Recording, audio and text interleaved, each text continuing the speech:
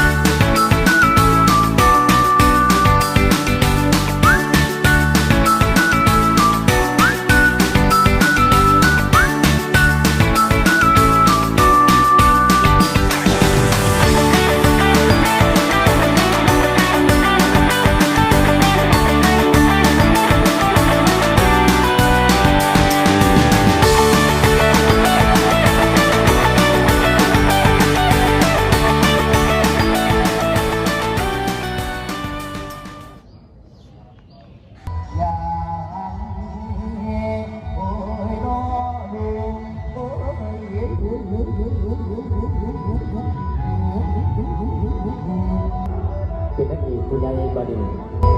ดอกตายเดี๋ยวยาถ้าฝนก็ยากโอ๊ยมันพอแล้วเอาไปใส่ดิเลยมวนไปยังไงมันเอาโอ๊ยไปใส่ที่ฟ้าบัง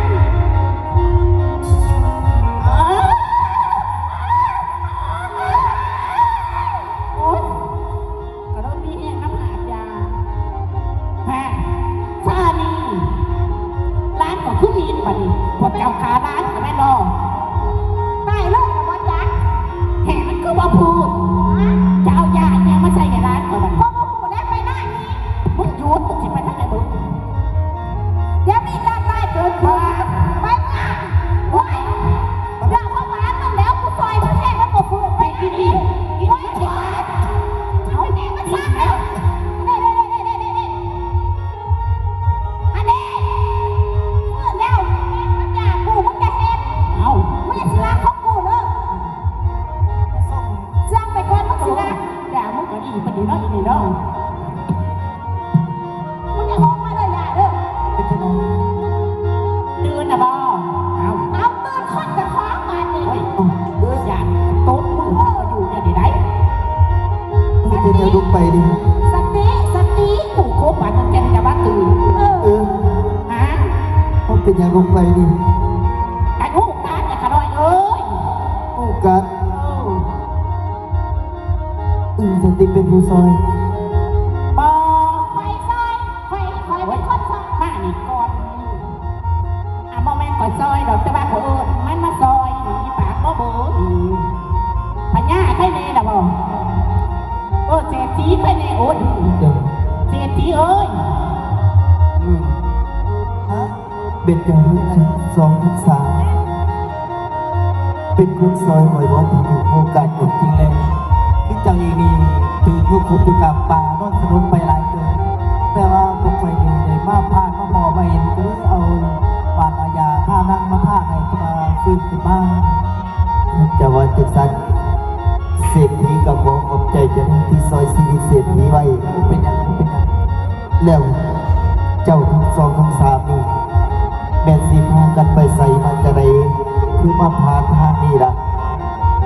คือจุดสิหลักเอาเองนี่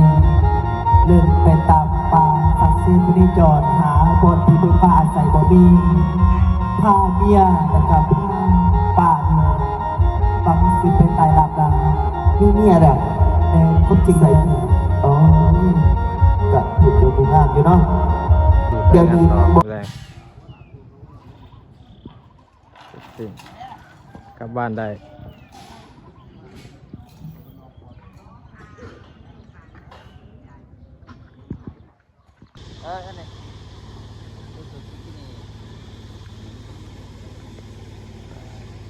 กลับบ้านเสร็จนะแบบนั้น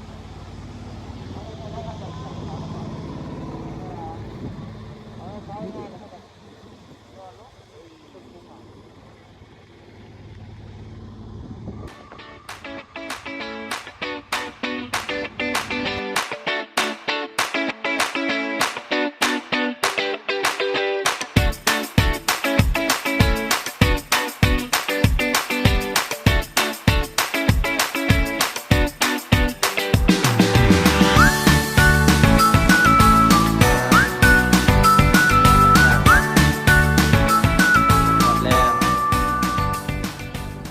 ถ้าเหือหน้ากระสัง